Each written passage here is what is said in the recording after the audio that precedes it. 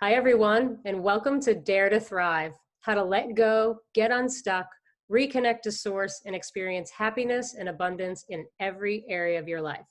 I'm Mel Robertson, declutter expert, coach, and founder of Decluttering Spaces. And what I do is help my clients get free from clutter, physical, mental, and emotional, so they can make space for the magic to happen. Now, I created this series because we were born to thrive, not just survive. We all came in connected to the divine with equal access to the flow of abundance. Now, some of us have just let life come along the way and clog up the plumbing. So on this series, I'm interviewing over 21 experts to get them to share with you their tips and tricks for getting unstuck and getting back into the flow so you can thrive instead of survive. Now, today I am excited to bring you Corey Wilk. I chose him because he can perceive what is in your blind spot. He can see past the surface and into what is hidden, long forgotten, and currently doing you damage. As an intuitive psychic embodiment and theta healer, Colby partners with you on the journey to connect more fully into your body and uncover the truth of who you really are. He utilizes highly developed intuitive skills to help you identify hidden obstacles that cause you to feel stuck, sad, depressed, and without purpose. Welcome to the show, Corey. Colby? Colby. I'll edit that. Welcome to the show, Colby. Well, hello, everyone. Nice to meet you, Mel. A real pleasure. Great to have you here. I'm so excited, and I love that you're wearing the color blue. You match my eyes. How perfect. Oh, that's nice. So before we get started, would you take a moment to introduce yourself to our audience and share how you came to be doing the work you're doing in the world? Sure. I call what I do psychic embodiment healing. So I use my skills as a psychic to perceive where you're stuck and limited, and then help you to bring your attention there to what you've abandoned, rejected, or denied about yourself, so that you can reopen the flow, so that you can be more embodied. So when people descend into their body, they become more present. And as you know, as the old Lotto commercial goes, you got to be present to win. And it's a dirty word to call somebody in the metaphysical community not present. So many of us are not present. We're not fully here. So my work is about getting people to be fully here. Perfect. Love it. Awesome. That's awesome. So how did you come to do the work that you're doing? I'm a tortured soul. Welcome to the club. Right, as any healer must be. I was raised in a rather dysfunctional home on Long Island, born Jewish, which comes with its own craziness. And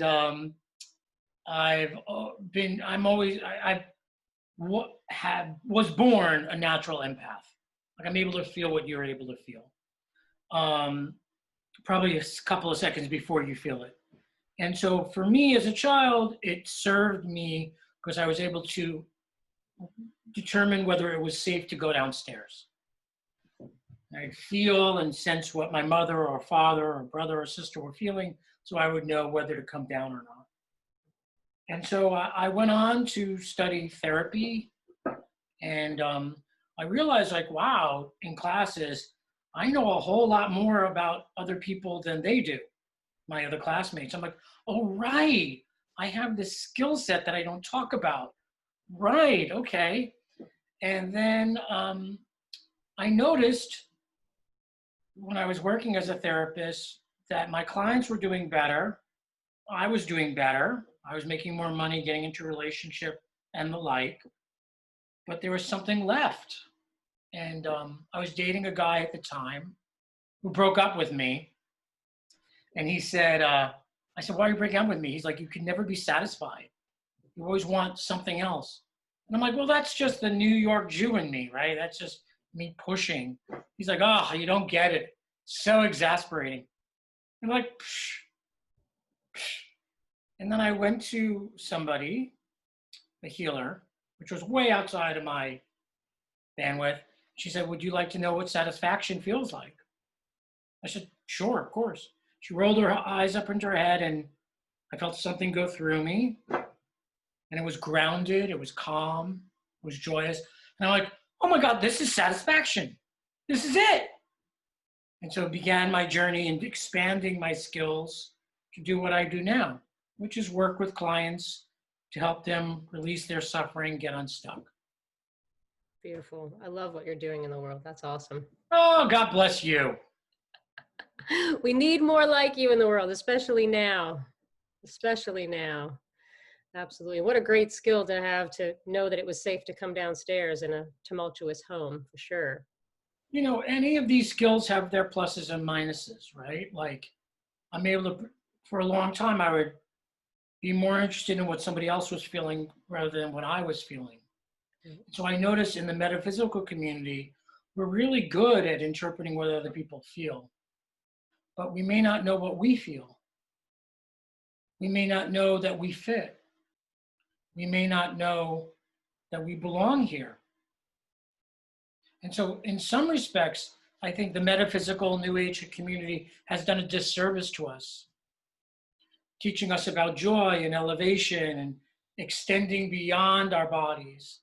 And I think now the time has come where we need to bring all that into the body and descend and find our roots, our ground, our calm, our well-being beyond any sort of circumstance. So as you know, during COVID, people are freaking out because we're stuck at home. But really, you're stuck in your own consciousness. So your consciousness is pervading you all the time because you don't have the distractions of going here or talking to that one. And so people's stuff is really there for them to look at. Yeah. So this is a perfect time for us to learn, okay, what's in my consciousness? Let me address it, be with it, so I can be more here, so I can experience the richness of life. Yeah, absolutely. And I love, we're talking about you have to get into the body because it's like spirit descends into matter in order for the human body to elevate and raise its frequency. The spirit actually has to come in first and descend into matter in order for that transfiguration to happen. I would state it a little differently. It's not like something outside of you comes in. That's not how I see it. I see it's already here. We just need to open to it. Right. Yeah, absolutely. It's not outside of us. No. It's here, and then we have put up things against it. Yeah, we have to make the space for it. We've let things clog up the way. Right. Your plumbing analogy is a good one.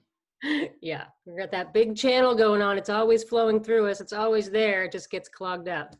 Yeah. By all those things that happen. Speaking of getting clogged up, can you talk about a time in your life where you felt really stuck and disconnected, where the flow wasn't happening, and how you turned that around and started thriving instead of surviving? You know, I really want to say it's not as if I went from stuck to thriving. And life is always presenting challenges. Always, that's the nature of life. Am I able to handle challenges better than I did? Yes, absolutely. I have greater resiliency. But as I say to clients who want a magic pill, like it's not like you're going to go here and then stay here. You are constantly, we rarely go beyond an issue. We circle around it. And hopefully, as we grow older and more evolved, we see it from a different vantage point. So we're able to see it from up here rather than down here. So for the thing that comes to mind, a couple of years back, I had my fifth Kundalini awakening, which is energy at the base of the spine that rises, comes up the chakra system out of your head, and it's associated with liberation, enlightenment. I didn't get to enlightenment, not as far as I know. And during the process, I was unhappy. It was happening. It's happened before. I know what the signs are. You shake, see stuff, you do kriyas. And I combined it with some other modalities. And so I came apart. I literally came apart. I couldn't leave the house for a couple of years. I couldn't work. I couldn't do anything because everything came flooding in. The universe is very loud. By the way, very loud. And I was very sensitive and very psychic. And so from that experience, I realized up till that point, I had been grasping for God Mm. from a place of not wanting to be here. Okay, I don't have a partner, let's say, or I don't have the success I want. Okay, at least I can have this. I'm going to become awakened. I'm going to become enlightened. And so that grasping got me in a lot of trouble. That grasping put too much energy through my system, and had the energy that was already going through my system go in all sorts of funky ways. And it took a couple of years to come back to me Mm. and find my ground and improve my ground. And so for me, the lesson is God is right here, right now. Nothing needs to happen for me to be aware of it other than my willingness to stop and allow, to give up the fight that I should be here or I should have, to surrender. I have a lot of clients who like nothing's happening for. Can't get a job, can't get a partner, can't get a decent place to live. Okay, I've been there. I know that place. It's about God or whatever have you, is inviting you to have a relationship with life that is beyond circumstance. That's what God's inviting. It's a big lesson, but if nothing is happening for you, I'm talking to your listeners, I bet that's what's happening. And instead of trying to figure out how to get what you want and figure out what's in your way of getting a partner or a beautiful house, what if you just surrendered? Isn't life good enough as it is? Without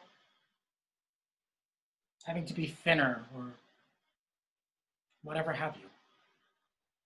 So that's what all the masters speak about anyway, when they get there. I hope I answered your question. Yeah, absolutely. And I really love that it's a relationship with life beyond circumstances, connecting with source. It's a relationship with life beyond circumstances. Absolutely. Because all the circumstances happen around you. But if you just have that, if you just allow and trust and are in that space, everything is happening for you, not to you, you know, and when you can open up and be there and allow it and allow that relationship to develop, that's where the gift comes. That's where the magic happens. And my question for your listeners would be, what is your relationship with life? Not with your house, your community, with life itself. And culturally, as a Jew, we have a relationship with life, which is we complain. And we're usually pretty funny about it. Like the message is, I'm screwed, but isn't it funny? That's the Jewish, in my opinion, my humble opinion, that was what I was raised with. And I imagine culturally, your people have a relationship with life as well. And that relationship with life that my ancestors have, yeah, that's part of me. And I'm trying to evolve it. Absolutely. Absolutely. So what are the specific practices that you actually use on a daily basis to stay connected to source and to have that relationship with life? Oh my gosh. I do about 3 hours of practice every day. Right? So look, and people are like, that's a lot. I'm like, what's my other option? Like, so what I want to communicate is if you're wanting to evolve your relationship with life, with yourself, with others, with God, you're going to need to do practices. Or else we're expecting some sort of magic pill, which again is God as parent, right?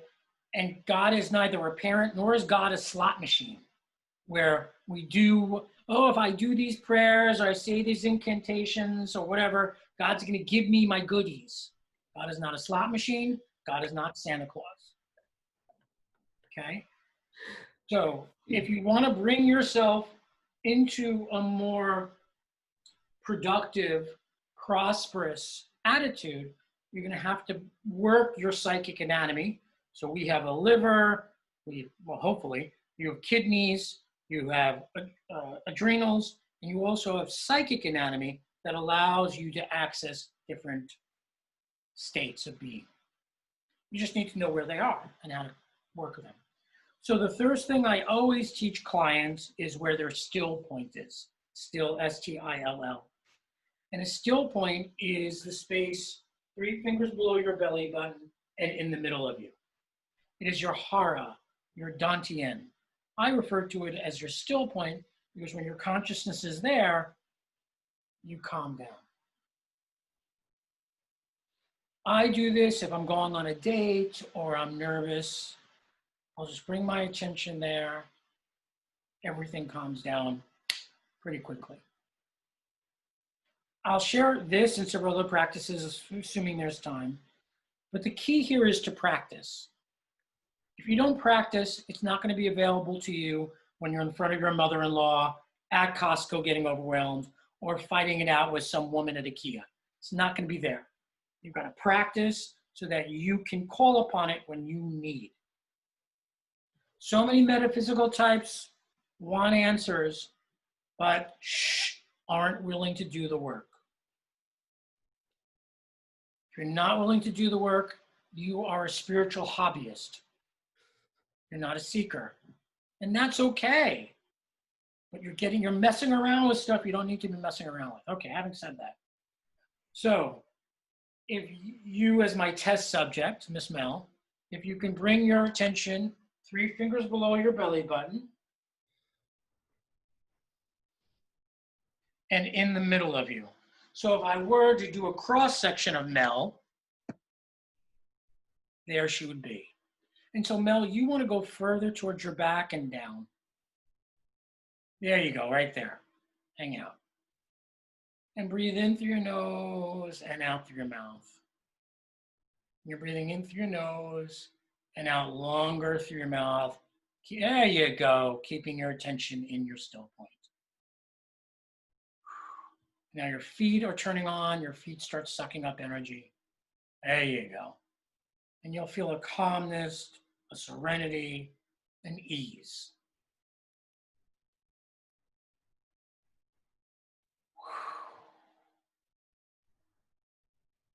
This is your still point, Mel. So say still point. Still point. There you go. Can you feel that? Absolutely. Right. So we're going to lock it in. So say still point again. Still point. There you go. And notice Mel has a nice straight posture. You know, she's not, doing laundry while she's doing this initially. She's got her full attention on this. And you can ask for help. Hey, take me deeper into my still point. You're telling your guides, hey, take me deeper. Because if you're in your body, then your guides know where to find you. If you're not in your body, you're a lot harder to find. And if you can't be found, you really can't be assisted. There you go, you just got that.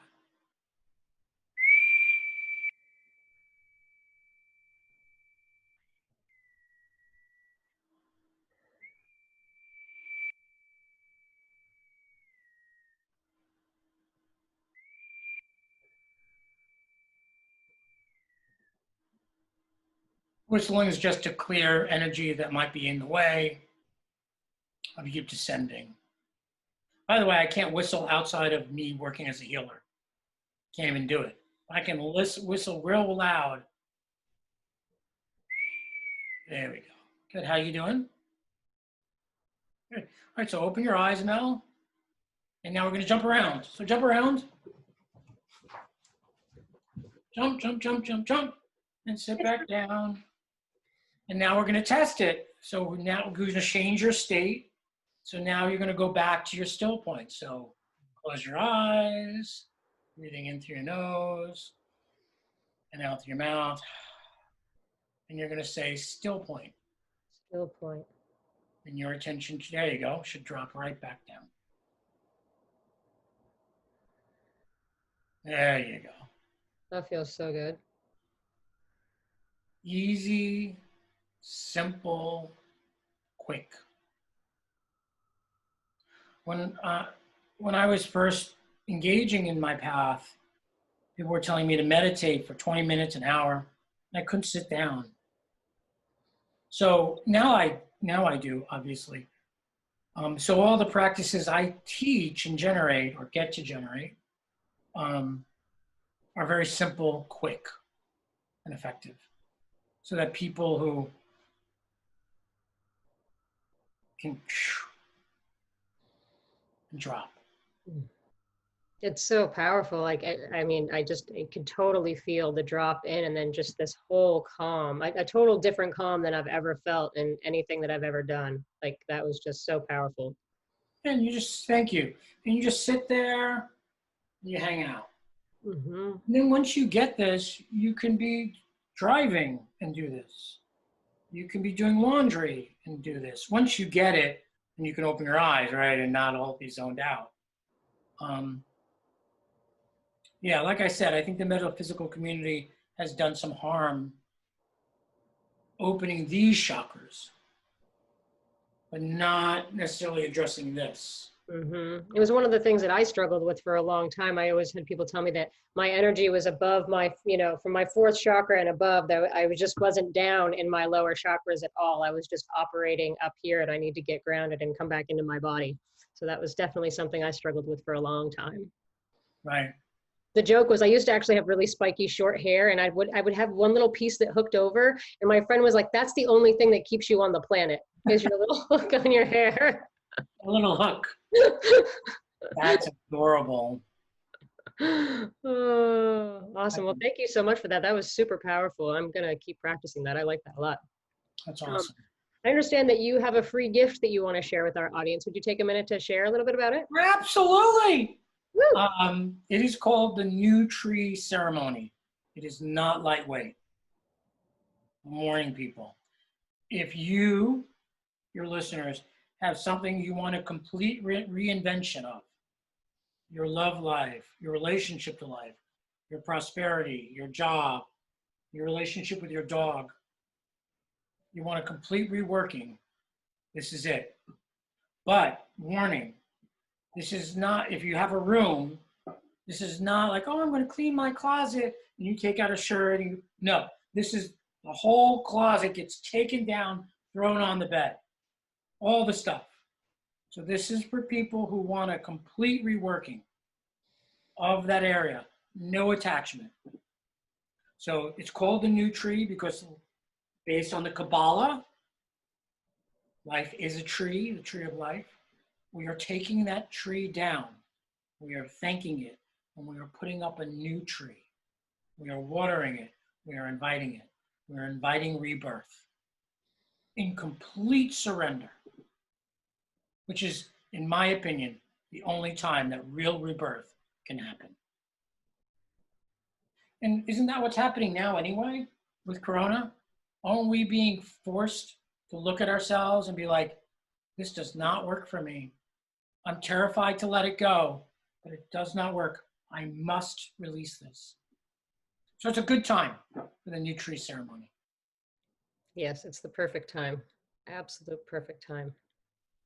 Well, thank you for sharing that. And I hope all of our listeners do take advantage of Colby's free gift and download it and access it. I know I will be, and I always get first dibs because they come to me before everybody else. So I'll be getting it downloaded soon. Now, before we have to close, do you have any final thoughts or parting words you want to leave our audience with?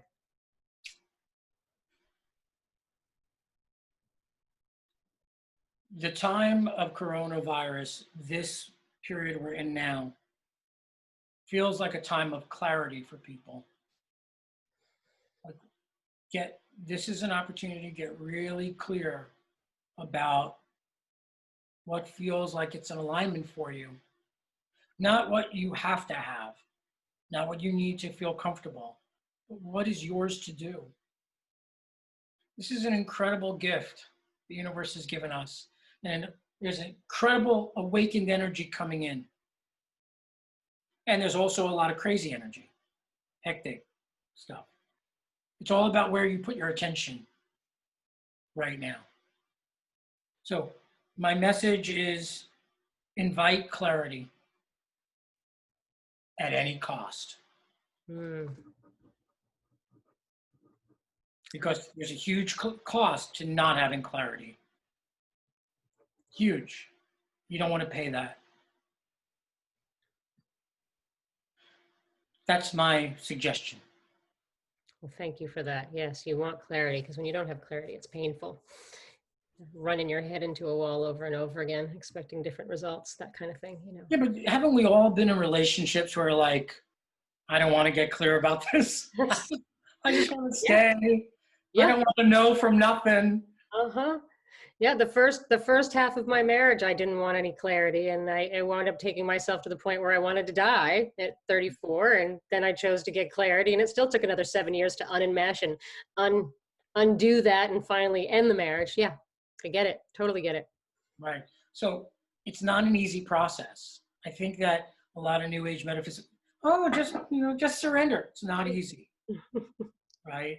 But if you're watching this program, the reason you're watching it probably is because you're on your knees. You don't get to this level of consciousness without a lot of pain. You just don't get there. Why would you? If I'm a Swedish swimsuit model, gymnast, probably not. I mean, there could be, right? Not to put down Swedish gymnast models, but pain is what brings you here. And releasing that pain is what gets you out. Yeah, that's the truth. So whoever's listening to this, you are courageous. You are blessed. You are. And I give great thanks for this opportunity to be here with you. Mm-hmm. Well, thank you so much for being here, Colby. It was an honor and a pleasure to have you on our show. Thanks to all the listeners tuning in. Keep an eye on your inbox. There's more interviews coming every day for over 21 days, having them share their experience with you. 21 days? And Wow, that's a great offer. it's actually 30 because there's 30 of you. So there's 30 interviews. So anyway, thank you so much again for being here. And remember that you are absolutely powerful beyond measure. The only thing you need to do is stay connected to the source that created you and follow those breadcrumbs of spirit. So until next time.